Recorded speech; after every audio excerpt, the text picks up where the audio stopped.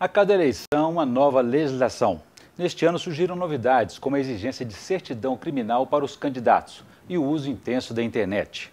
O que pode e o que não pode fazer nas eleições de 2010. Este é o principal tema de hoje do Pensamento Jurídico, uma produção da Associação dos Magistrados Mineiros, a AMAGES.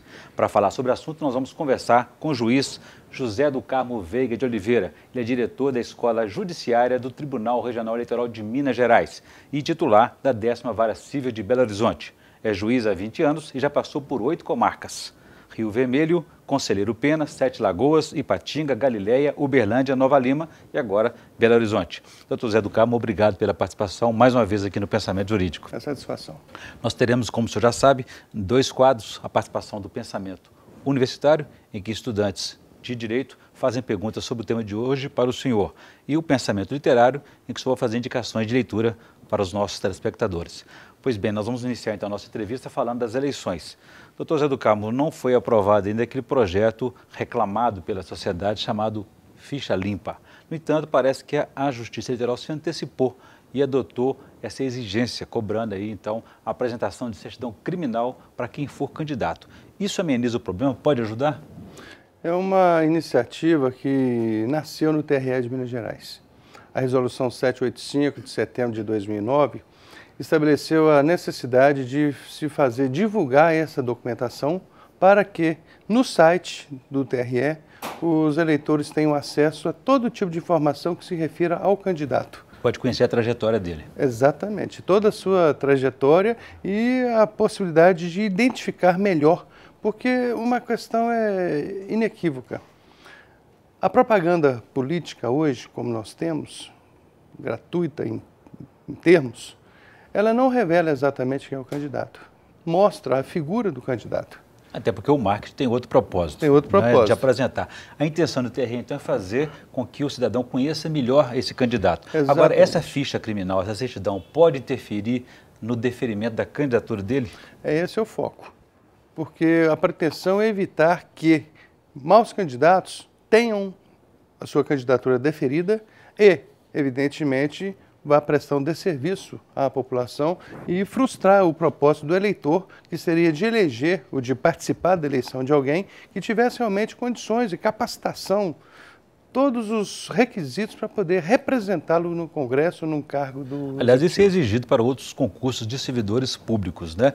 Mas o senhor acha que é possível? O projeto ainda está tramitando, entrando na Câmara dos Deputados. O senhor acha que é possível ser aprovado? Porque tem aquela discussão constitucional que o próprio STF, o Supremo Tribunal Federal, já deu um parecer dizendo que somente intransitado e julgado, em condenação definitiva, poderá ser impedida essa candidatura. O senhor acha que é possível, na primeira instância, por exemplo, isso ser vetada, indeferida? Eu tenho para mim que a situação já está praticamente resolvida em termos de votação. Já foi incluído na pauta da Câmara no dia 7 de abril, essa votação. E o ajuste que se fez é que anteriormente se permitia que se fizesse a impugnação apenas com a decisão de primeiro grau. Agora não, exige uma decisão de colegiado, ou seja, de tribunal. Com isso, evidentemente, dá maior segurança e, sem dúvida alguma, a possibilidade plena de o candidato que não estiver preenchendo os requisitos ter a sua candidatura indeferida. Ou seja, ele foi condenado na primeira instância, precisa de uma segunda condenação na segunda instância, Exatamente. no caso aí o Tribunal de Justiça. Tribunal Eleitoral também, ou Tribunal de Justiça. Perfeito. Doutor José do Carmo, também tem aquela exigência de declaração de bens que dá uma referência para o cidadão também de quem ele está votando, né? Perfeitamente. Não é isso?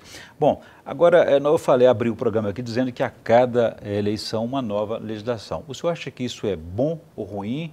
Deveríamos ter apenas uma legislação permanente ou essa atualização ela é importante também? Ela é extremamente importante. Observe que nós temos algumas leis que regulamentam essa questão de eleições, mas a própria lei autoriza o TSE a emitir essas regulações ou regulamentações através de resoluções para efeito de, a cada ano eleitoral, se fazer o ajuste à realidade que nós estamos vivendo com o passar do tempo. E nós estamos com uma realidade muito nova, até virtual, que é a internet. Sem dúvida. Quais são as principais mudanças que o senhor destacaria para a gente dessa resolução, da nova legislação para este ano, das eleições deste ano? São algumas questões muito interessantes. A doação para o candidato via cartão de crédito. Por meio da internet? Por meio de internet. O eleitor pode doar até 10% do seu rendimento bruto. Qualquer pessoa? Qualquer pessoa. Empresa? Empresa não. Só pessoa física? Cartão corporativo também não. Nenhuma entidade estrangeira também não pode. As empresas não podem, as concessionárias de serviço público, as associações esportivas também estão proibidas. Nós temos esse ano uma grande inovação também, que é a propaganda eleitoral via internet, devidamente fiscalizada, acompanhada, com a possibilidade de aplicação de multas, de retirada do site do ar. Tem uma série de medidas que vão dar efetividade a essa fiscalização. E o tribunal está equipado para lidar com esse mundo eletrônico, virtual, que é muito novo ainda? Sim, a plena possibilidade para isso é a questão de fiscalizar realmente, nada mais do que isso. E nós temos neste ano eleições para presidente, o seu vice, o governador, o seu vice, senador, suplentes, deputados federais e estaduais. A novidade também é que a participação em obras, inauguração de obras, também está mais regulada nesse ano, né? Exato. Até 3 meses antes da eleição não pode haver participação de ninguém do Executivo nem do Legislativo em inauguração de obras, porque isso se torna, na realidade, uma espécie de comício. Então, isso desequilibra o jogo político e traz dificuldade, evidentemente, para aquele candidato que não tem essa possibilidade de participar. É por isso que está acontecendo a pré-campanha eleitoral já, né? Essa inauguração. Já está nas ruas, né? Muito bem. Doutor Zé Eduardo, vamos fazer um breve intervalo para no próximo bloco a gente falar então da questão do uso intenso da internet que nós vamos ter nas eleições deste ano. A decisão no mundo virtual em vez do mundo real, não é isso? Perfeito. Então a gente volta em instantes.